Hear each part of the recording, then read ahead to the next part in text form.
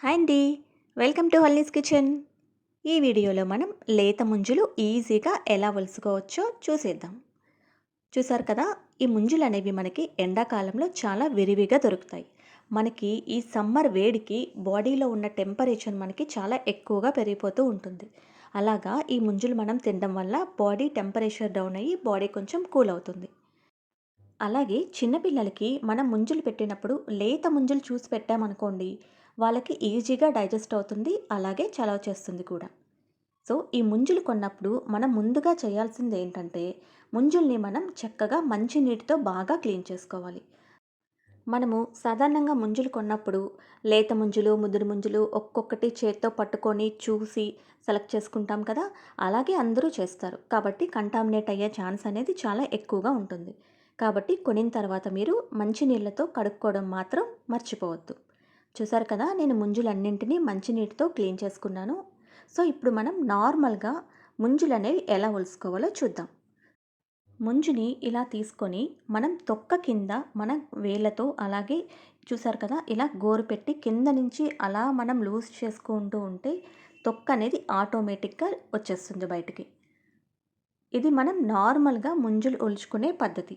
So, మీకు ఇది ఇంతకన్నా ఈజీగా రావాలి అంటే ఒక గంట సేపు మీరు ఫ్రిడ్జ్లో పెట్టుకున్నారనుకోండి, ఇలా ఒలుసుకోవడం అనేది ఈజీగా ఉంటుంది. మనకి ఇంకా లేత ముంజులుంటాయి. అవి తినడానికి చాలా టేస్ట్‌గా ఉంటాయి, కానీ ఒలవడం అనేది కొంచెం కష్టంగా ఉంటది. అలాగే లేత ముంజులు కూడా పిల్లలకి పెడితే చాలా మంచిది కూడా. ఒంటికి బాగా చలవ చేస్తుంది. లేత ముంజులు మనం కొన్నప్పుడే ఇందులో వాటర్ అనేది చాలా వరకు బయటకి లీక్ అయిపోయి ఉంటుంది. సో, కాబట్టి దీనికి వాటర్ వేస్ట్ అవుతుంది అని సమస్య మనకి ఉండదు.